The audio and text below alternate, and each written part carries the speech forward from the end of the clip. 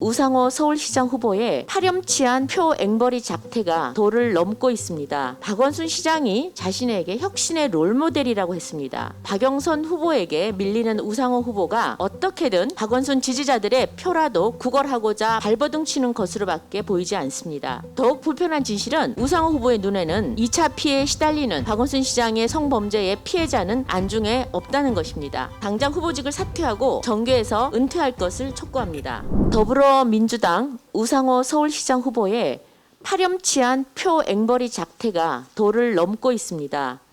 2월 초 박원순 전 시장 배우자 강난희 씨의 박원순은 그런 사람이 아닙니다라는 손편지가 언론에 공개된 바 있습니다. 그러자 지난 10일 우상호 후보는 SNS에 강난희 씨와 박원순 지지자들을 향해 자신의 편지를 공개했습니다. 우상호 후보가 쓴 편지의 내용은 도저히 상상조차 할 수 없는 충격 그 자체였습니다. 박원순 시장이 자신에게 혁신의 롤모델이라고 했습니다. 민주주의와 인권을 함께 논했던 동지라고 했습니다.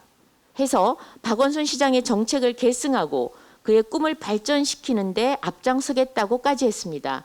박원순이 우상호고 우상호가 박원순이라고 합니다. 참으로 놀랍습니다. 분명한 것은 박 전 시장은 검찰, 법원, 그리고 국가인권위원회까지 공식적으로 성추행을 인정한 추악한 성범죄자입니다. 국민들은 겉으로 선량한 시장의 모습을 하고 뒤로는 성추행을 저지른 박원순 전 시장의 위선적인 모습에 경악했습니다. 그런데도 우상호 후보는 이런 위선적인 성범죄자를 찬양하고 칭송하고 계승하고 우상화하고 그리고 또 추종하겠다고 합니다. 성추행도 모자라 망언의 망언. 도대체 국민들은 민주당 정치인들의 이런 어이없는 작태에 언제까지 참아줘야 한단 말입니까?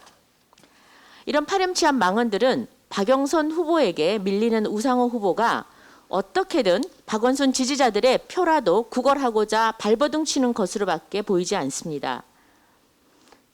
더욱 불편한 진실은 우상호 후보의 눈에는 2차 피해에 시달리는 박원순 시장의 성범죄의 피해자는 안중에 없다는 것입니다.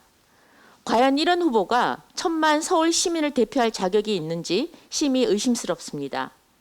20년 전 5.18 민주화운동 기념일 전야제 날 유흥주점에서 여성 접대부들을 대동해 술을 마시고 그 자리를 제지하려는 임수경 전 의원에게 차마 입에 담지 못한 욕설을 퍼부은 사람이 바로 우상호 후보입니다.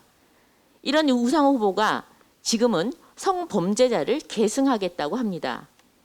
20년이 지났음에도 우상호 후보의 성인지 감수성은 한치의 변화도 없는 듯합니다. 우상호 후보는 더 이상 서울시장 후보의 자격이 없습니다. 당장 후보직을 사퇴하고 정계에서 은퇴할 것을 촉구합니다. 그리고 또 다른 민주당 후보인 박영선 후보는 이런 우상호 후보의 망언에 대해 입장을 분명히 밝혀야 합니다. 박영선 후보가 침묵으로 일관한다면 피해자에 대한 2차 가해를 방조하는 것으로밖에 볼 수가 없습니다. 즉시 명백한 입장을 밝혀주길 촉구합니다.